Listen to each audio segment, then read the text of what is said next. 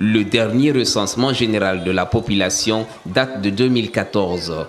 Des années plus tard, ces données ne répondent plus à la réalité avec l'accroissement de la population et de l'habitat. Ce recensement vise donc à doter le pays de données fiables et permettre à l'État d'exécuter son plan de développement. Il vise notamment une meilleure prise en compte des questions de population dans l'élaboration, le suivi et l'évaluation des politiques et stratégies de développement, ainsi que les projets et programmes d'investissement public. Ce processus permettra également au ministère de la décentralisation de procéder au découpage administratif de certaines agglomérations de la capitale et de l'intérieur du pays. Il est donc différent du recensement électoral. Et nous avons des préfectures comme Koya et Dubreka qui sont presque devenues des quartiers urbains de la grande région de Conakry. Est-ce qu'il faut le maintenir?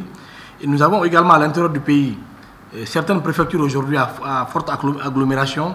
Est-ce que notre dispositif actuel permet de maintenir ces préfectures dans l'état actuel ou est-ce qu'il faut les diriger en région? Selon le document présenté par l'Institut national de la statistique, le recensement sera enclenché en 2022 et prendra fin en 2025. Des partenaires comme le Fonds des Nations Unies pour la population apportent leur appui technique à la Guinée dans la réussite du projet. Le ministère de l'Économie, des Finances et du Plan, à travers l'Institut national de la statistique et avec l'appui de l'UNFPA, s'est engagé dans les travaux préparatoires qui ont permis d'élaborer et de valider le document technique de projet, en abrégé PRODOC, d'élaborer le budget détaillé et le chronogramme des activités. Quant au coût du recensement, il est estimé à plus de 300 milliards de francs guinéens.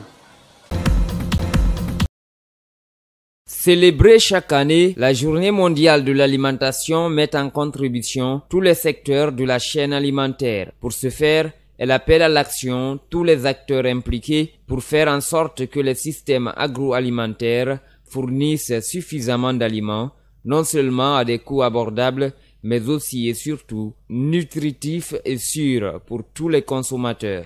C'est une journée qui a été instituée par la FAO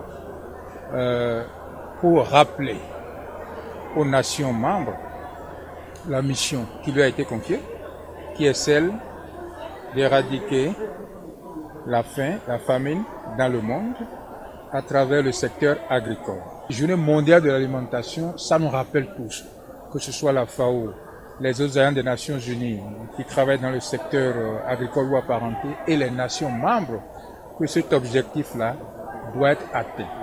Plusieurs activités étaient à l'ordre du jour, notamment la course contre la faim, une visite guidée des stands et la remise des prix aux producteurs et éleveurs qui sont partagés entre joie et préoccupation. Aujourd'hui, il y a les aléas de la nature en premier lieu.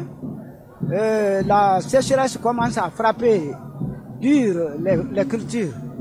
Deuxièmement, le prix des intrants. Le prix des intrants doit être revu à la baisse par les bailleurs de fonds et par le gouvernement. Ceux qui ont l'habitude de cultiver 3 hectares ne pourront faire maintenant qu'un seul hectare. Pour sa part, le gouverneur de Farana s'est réjoui de la célébration de cette journée dans sa juridiction. Cette année, l'agriculture, le taux a beaucoup baissé au niveau de nos populations parce que les intrants agricoles sont devenus très chers. Voilà, et c'est multiplié par 3. Ça, c'est un. Deuxièmement, nous avons des zones cultivables qui sont très éloignées et qui ne sont pas désenclavées.